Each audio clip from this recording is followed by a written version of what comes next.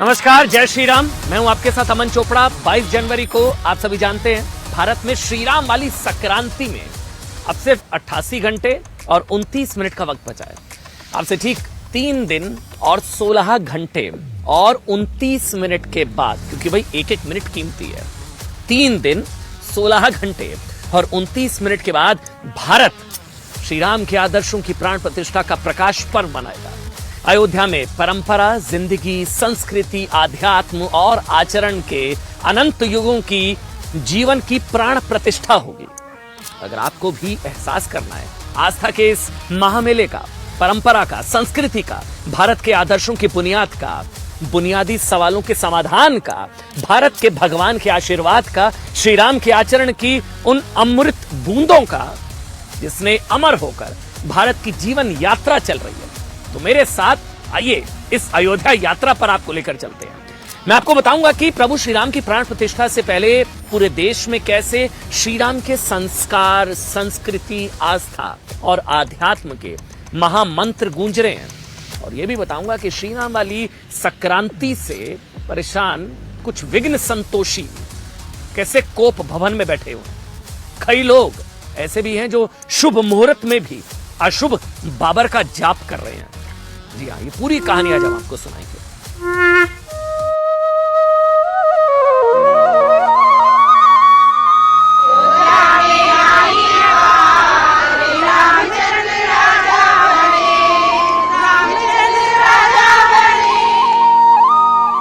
संविधान की रक्षा की गई, कोर्ट के आदेश का पालन हुआ था। राम और हनुमान जी उनको बल, बुद्धि, विद्या का दान दे ताकि जो मूर्ता है वो दूर हो। अगर मंडल कमीशन ने आया होता तो आज राम मंदिर न बना होता। इस निमंत्रण को ठुकरा रहे हैं, अस्वीकार कर रहे हैं, ये उनका दुर्भाग्य का विषय है। ஆனா அங்க இருக்கக்கூடிய அந்த மசூதியை இடிச்சிட்டு அங்க கோயில் கட்டினது தான் எங்களுடைய எங்களுக்கு அந்த உடன்பாடு கிடையாது. நம்முடைய பொருளாளர் ஏற்கனவே சொல்லியிருக்கிறாங்க, ஆன்மீகத்தையும் அரசியலையும் ஒன்னாக்காதீங்கன்னு சொல்றாங்க. अब योगी जी, मोदी जी या पूरा बीजेपी एक 5वां पीठ बनाने जा रहा है खुद का, बीजेपी का। ना मंदिर का उद्घाटन धर्म के साथ उसका कोई लगाव नहीं है, ये सिर्फ है एक राजनीतिक मकसद। पहले मस्जिद तोड़ो, उसके बाद मंदिर बनाओ, क्योंकि जब तक मस्जिद नहीं टूटती थी इनका उद्देश्य पूरा नहीं होता।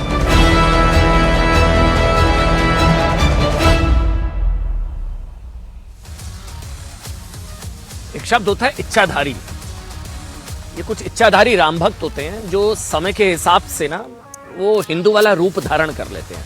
उन्हें इच्छाधारी हिंदू, इच्छाधारी राम भक्त आप कह सकते हैं। भारत में आज ऐसे कई इच्छाधारी राम भक्त हिंदू हैं जो कहते हैं कि वो भी श्री राम की पूजा करते हैं, श्री राम के आदर्शों को मानते हैं, लेकिन ये इच्छाधारी राम भक्त अयोध्या में ना बाबरी वाली विचारधारा की वकालत भी करते हैं।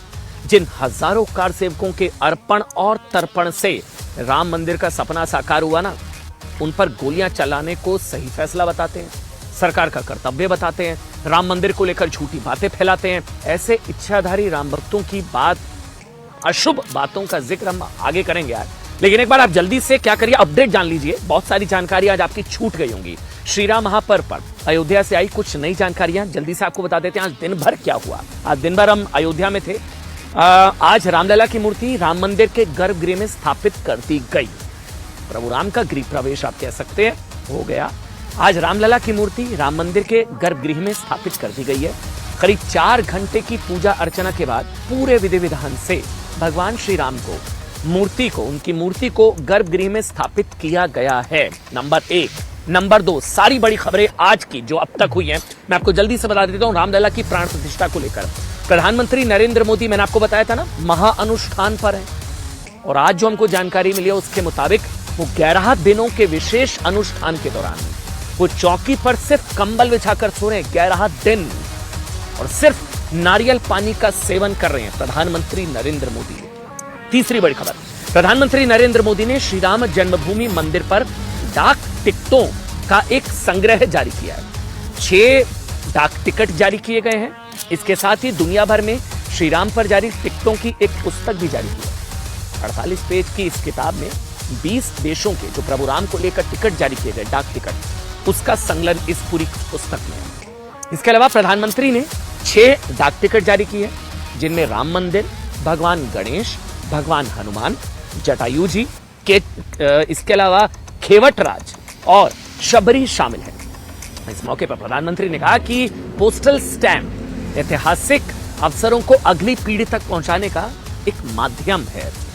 राम मंदिर की प्राण प्रतिष्ठा के दिन मंदिर ट्रस्ट की ओर से विशेष प्रसाद के पैकेट आज बताया गया राम भक्तों को वितरित किए जाएंगे सभी, और ये प्रसाद जयपुर में विश्व हिंदू परिषद ने तैयार कराए हैं। आज 1 लाख प्रसाद के पैकेट अयोध्या के लिए रवाना कर दिए गए। छठा अपडेट, केंद्र सरकार ने फैसला लिया है, बहुत ध्यान से सुनिएगा, बहुत बड़ी खबर है ये, इसको लेकर बड़ा विवाद छिड़ गया है। केंद्र सरकार ने फैसला लिया कि 22 जनवरी को प्राण प्रतिष्ठा के दिन केंद्र सरकार के सभी सरकारी कार्यालयों में आधे दिन की छुट्टी रहने वाली है, हाफ डे। केंद्र सरकार के सभी कार्यालयों में हाफ डे, आधे दिन की छुट्टी रहेगी, क्योंकि ये एक तरीके का राष्ट्रीय पर्व है।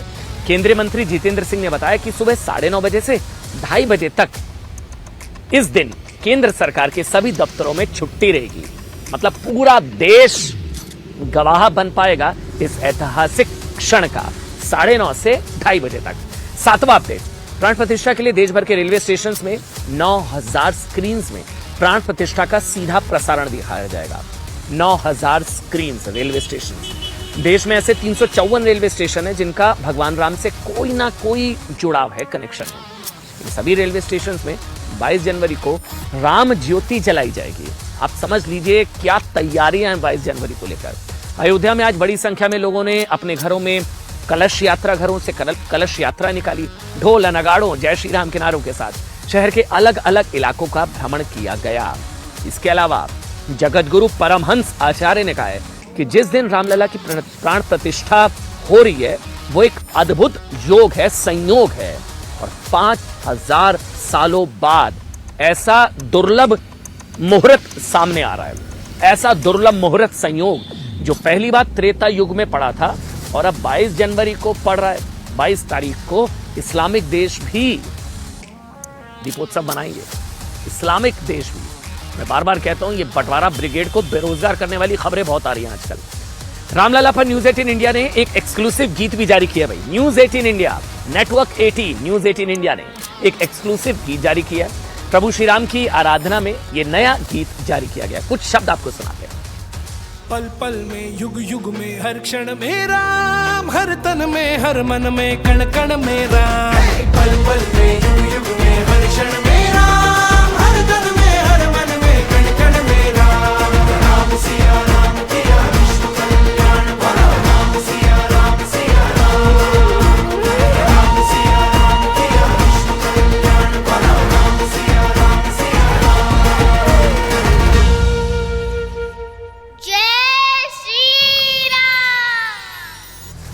देखिए अब आपको बताते हैं कि ऐसा क्यों लग रहा है कि इंडी गठबंधन में एंटी अयोध्या रेस, कौन बड़ा सबसे बड़ा एंटी हिंदू फेस का कोई कंपटीशन चल रहा है शायद। अभी कल ही हमने आपको बताया ना, कल ही इंडी गठबंधन में शामिल कांग्रेस के बहुत सीनियर लीडर हैं। कर्नाटक में मंत्री श्री राम के लिए बेहद अपमानजनक टिप्पणी की गई थी कल। अब कर्नाटक सरकार में मंत्री और कांग्रेस के बड़े नेता KN राजन्ना ने श्री राम के खिलाफ हेट स्पीच देते हुए कहा था कि वो बाबरी ढांचा गिराने के बाद तंबू में 2 गुड्डे गुड्डियां रख के लोग भगवान राम कहने लगे थे। ये हेट स्पीच कल दी गई थी। अब पता नहीं, जैसे कोई कंपटीशन चल रहा है। अब इंडिया अलायंस के नेता, दूसरे नेता, लगा कांग्रेस आगे निकल गई है, DMK कहां पीछे रहने वाली थी। एंटी हिंदू फेस, सबसे बड़ी रेस। अब रेस में फिर से एंट्री मार ली है उदयनिधि स्टालिन ने। राम मंदिर के खिलाफ वही भाषा बोली है जो भारत में बाबर के, आप कह सकते हैं, मानस पुत्र बोलते हैं। ये वही उदयनिधि स्टालिन है जिन्होंने कुछ वक्त पहले सनातन को डेंगू, मलेरिया बताकर उसके सफाई की बात की थी। अब उदयनिधि स्टालिन ने राम मंदिर का विरोध करते हुए ये कहा कि वो ऐसे मंदिर निर्माण का समर्थन नहीं करते जिसे मस्जिद तोड़कर बनाया गया हो। अब जो मस्जिद मंदिर तोड़कर बनाएगी उसका तो जिक्र नहीं किया स्टालिन जी ने। मंदिर तोड़कर मस्जिद हो, वैसे तो मस्जिद हो तो विवादित ढांचा उसको कहा जाता है, जो एक धार्मिक स्थल को तोड़कर बनाई गई। लेकिन उदयनिधि स्टालिन कह रहे हैं कि ऐसे मंदिर निर्माण का वो समर्थन नहीं करते जिसे मस्जिद तोड़कर बनाया गया। बैलेंस बनाने के चक्कर में ना उदयनिधि स्टालिन ने बाबरी के समर्थन वाले बयान में ये भी जोड़ दिया कि वो किसी धर्म के खिलाफ नहीं, वो बैलेंस करने के चक्कर में। इसी बयान में से आप इंडी अलायंस के नेता उदयनिधि स्टालिन के दोहरे चरित्र की बात को आप बहुत ध्यान से समझिएगा। एक और वो ये कहकर बाबरी ढांचे का समर्थन भी कर रहे हैं, दूसरे वो ये भी कह रहे हैं कि वो किसी धर्म के खिलाफ नहीं है, जबकि इन्हीं उदयनिधि स्टालिन ने सनातन धर्म के सफाई की बात की थी, याद है, जिसे दुनिया के करोड़ों हिंदू मानते हैं, सनातन के सफाई। और अब उदयनिधि स्टालिन ने बता दिया कि भारत के संस्कृति पुरुष प्रभु श्री राम की बजाय उज्बेकिस्तान के क्रूर लुटेरे बाबर का समर्थन करते हैं, और जहां श्री राम विराजने वाले हैं उसे वो जन्मभूमि नहीं बल्कि बाबरी मस्जिद की जगह मानते हैं। लेकिन आप एक चीज सोचिए, इंडिया अलायंस के एक भी नेता ने इनके बयान का विरोध किया, एक भी नेता ने बोला कि नहीं ऐसा नहीं है, मंदिर निर्माण का समर्थन करते हैं, वैसे वो बोल ही नहीं सकते। लेकिन फिर भी सोचिए, क्या ये इंडिया अलायंस का स्टैंड है उदयनिधि स्टालिन का बयान? मतलब उदयनिधि स्टालिन के बयान का कड़ा विरोध किसी नेता ने इंडिया अलायंस के जताया? मौन समर्थन जरूर मिल रहा है, बिल्कुल मिल रहा है। उदयनिधि ने बाबर का समर्थन किया तो इंडी गठबंधन के दूसरे नेता शिवपाल यादव ने बाबरी ढांचे को, विवादित ढांचे को का विरोध करने वाले राम भक्तों की हत्या का समर्थन किया। शिवपाल यादव ने कहा कि 1990 में कार सेवकों पर गोलियां चलाना सही कदम था और मुलायम सरकार ने संविधान की रक्षा के लिए अयोध्या में कार सेवकों पर गोलियां चलवाई थी। शिवपाल यादव ने कहा कि कोर्ट ने यथास्थिति बनाए रखने का आदेश दिया था और कोर्ट के आदेश का उल्लंघन होने पर गोलियां चलवाई गई थी। याद करिए ना, स्वामी प्रसाद मौर्य भी ऐसी भाषा बोल चुके हैं। ये इंडिया अलायंस का स्टैंड आप समझ सकते हैं। शिवपाल यादव जो आज कह रहे हैं स्वामी प्रसाद मौर्य सरकार का कर्तव्य बता चुके हैं, शायद इसलिए आरोप लगते हैं कि स्वामी प्रसाद मौर्य जो भी बोलते हैं ना, वो अखिलेश यादव और समाजवादी पार्टी की लिखी स्क्रिप्ट बोलते हैं, जो आरोप लगते हैं। अब इंडी गठबंधन के एक और नेता की बात सुनिए। ये नेता राहुल गांधी के राजनीतिक गुरु दिग्विजय सिंह हैं। कल दिग्विजय सिंह राम मंदिर पर ये झूठ फैला रहे थे, याद है ना, संजय राउत के बयान को आगे बढ़ाते हुए शायद वो ये बताने की कोशिश कर रहे थे कि राम मंदिर उस जगह पर बनी नहीं रही है जहां श्री राम का जन्म स्थान है और जहां बाबरी तोड़ी गई थी, विवादित ढांचा तोड़ा गया था। और इंडी गठबंधन के चौथे नेता सीताराम येचुरी, सारे इंडी गठबंधन के नेताओं को सुनिए यार, इंडी गठबंधन के चौथे नेता सीताराम येचुरी, जिन्हें राम मंदिर निर्माण पर लग रहा है कि ये तो कट्टरपंथी फासीवादी हिंदू राष्ट्र का निर्माण हो रहा है। ஆனா அங்க இருக்கக்கூடிய அந்த மசூதியை இடிச்சிட்டு அங்க கோயில் கட்டினது தான் எங்களுடைய எங்களுக்கு அந்த உடன்பாடு கிடையாது. நம்முடைய பொருளாளர் ஏற்கனவே சொல்லியிருக்கிறாங்க, ஆன்மீகத்தையும் அரசியலையும் ஒன்னாக்காதீங்கன்னு சொல்றோம். देखिए, संविधान की रक्षा की गई थी, कोर्ट के आदेश का पालन हुआ था। जो बाबरी मस्जिद थी तो बताओ उस पर जगह इन लोगों ने तोड़ा था। एक धर्मनिरपेक्ष जनतंत्र का गणराज्य नहीं चाहते थे, वो एक कट्टरपंथी हिंसावादी फांसीवादी एक हिंदुत्व राष्ट्र का निर्माण चाहते हैं। वो समझते हैं कि मंदिर का उद्घाटन उस निर्माण का एक कड़ी है, तो मंदिर का धर्म के साथ कोई जुड़ाव नहीं है।